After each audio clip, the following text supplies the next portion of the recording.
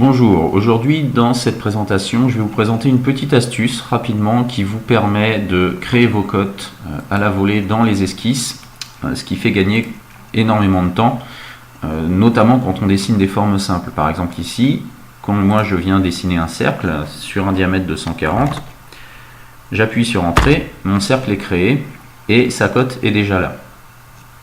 Donc comment ça se passe, avec quel réglage on peut faire ça? C'est tout simple, je vais vous montrer dans une deuxième esquisse comment ça se passe. Donc ça marche sur différents types d'éléments, ça marche par exemple sur un rectangle ici par point de centre.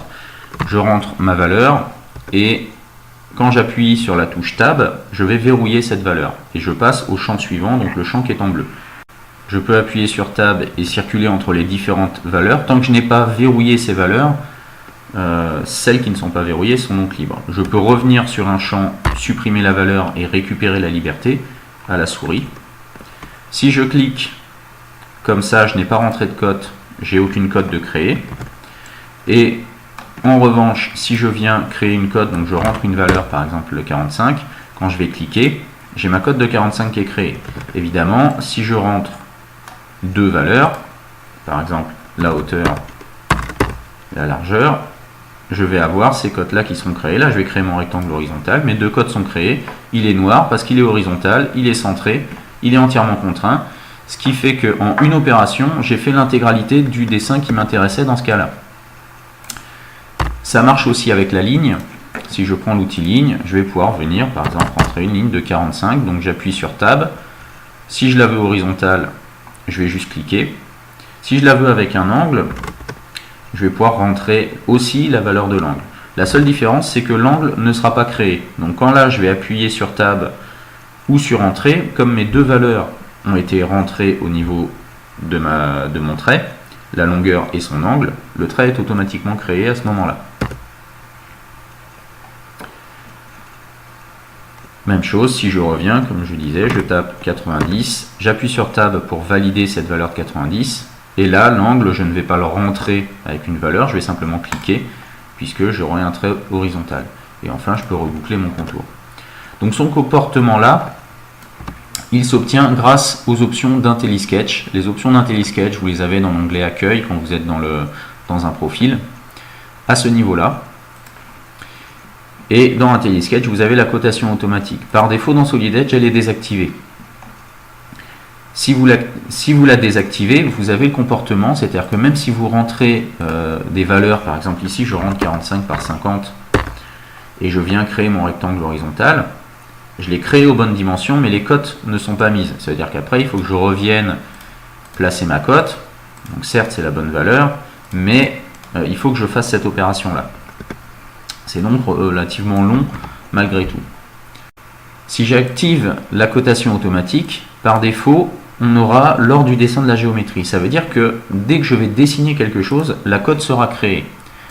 Donc sur un rectangle ou un cercle, c'est un léger gain de temps. C'est-à-dire que même si je ne rentre pas les valeurs, je vais avoir les cotes qui seront placées. Mais ça veut dire que derrière, il faut quand même que je revienne à sélectionner, que je choisisse ma cote, que je la modifie et que je fasse ça. Si je combine ça à la saisie dynamique, ça devient intéressant parce que je vais rentrer mon rectangle 50 par 60. OK. Et mes cotes sont créées à la bonne taille. Le problème de cette solution-là, c'est que autant pour un cercle, un rectangle, c'est très bien, autant pour une ligne, ça va être gênant. Parce que, admettons que j'ai une ligne avec un décroché, donc je vais rentrer comme ça, je vais faire 15 mm, ça va. J'ai peut-être 5 mm verticalement, puisque là ça va aussi, 20 mm par là, ça c'est des cotes que je connais. Et puis admettons que là j'ai encore une descente à faire qui doit faire 15 mm à peu près, sauf que c'est pas la valeur de 15 mm qui m'intéresse, moi ce sera la valeur entière. Le problème c'est que quand je clique avec cette solution là, la cote est quand même créée. Là je vais revenir, j'ai beau m'aligner avec ça, effectivement la cote fait 35, c'est 15 plus 20, mais il crée la cote de 35. Or moi je la veux pas puisque je veux simplement reboucler ici, et tout ce qui m'intéresserait au départ, c'est que ce trait là soit vertical et qu'il soit relié. Donc du coup je me retrouve à devoir supprimer cette cote là que je ne veux pas, celle-ci non plus.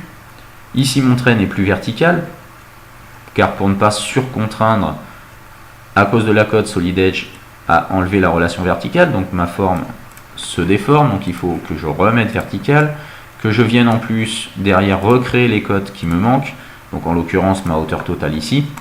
Donc je perds beaucoup de temps. Résultat, j'ai plutôt tendance à préférer cette deuxième option, uniquement lorsque la géométrie est créée à l'aide de valeurs saisies, c'est-à-dire que les cotes sont créées seulement si moi je rentre une valeur. Exemple, je reprends le même dessin, je vais partir de 15, je rentre une valeur, ma cote est créée. Même chose vers le bas, 5 mm, je crée, j'avais mis 20, je crée. Sauf que cette fois, je me mets à peu près à la hauteur, mais quand je clique, comme je n'ai pas rentré de valeur, la cote n'est pas créée. Même chose ici, je vais m'aligner avec le point. Comme je n'ai pas saisi la valeur de 35 au clavier, la cote n'est pas créée. Ce qui fait que là, je reboucle mon profil, montrer déjà bien sa relation verticale, et il me reste à mettre ma hauteur totale pour faire ce que je veux.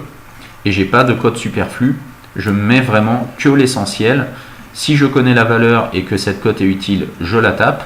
Si je ne la connais pas ou si la cote n'a pas de raison d'être, c'était le cas de ce trait vertical, je connais sa longueur mais je ne veux pas cette cote là, dans ce cas je ne rentre pas la valeur et mes éléments, ma cote n'est pas créée, mais mon trait lui est créé à peu près à la bonne taille. Et à la fin je rajoute uniquement la cote qui m'intéresse. Donc dans les options d'IntelliSketch, vous pouvez activer la création automatique, soit tout le temps, soit uniquement lorsque vous rentrez une valeur. Résultat, ça vous permettra, par exemple, ici je veux faire un carré, là, je vais rentrer ma cote de 45, et je ne vais pas rentrer une deuxième cote de 45, car vous savez que pour faire un carré, on a une super relation géométrique 2D qui s'appelle l'égalité, et qui vous permet de rendre deux traits égaux de cette façon-là. Et comme ça, j'ai été très performant, j'ai eu que quelques clics. Grâce à mon menu radial que j'ai personnalisé, je vais pouvoir quitter l'environnement d'esquisse et créer mon esquisse de cette façon-là. Créer mon extrusion de cette façon-là. Ici, je vais faire un enlèvement. Là, pas de secret, je vais simplement faire un décalage pour terminer ma pièce. Donc à partir de ce contour-là, vers l'intérieur, 5 mm. Même chose, je quitte, extrusion, enlèvement de matière à travers tout.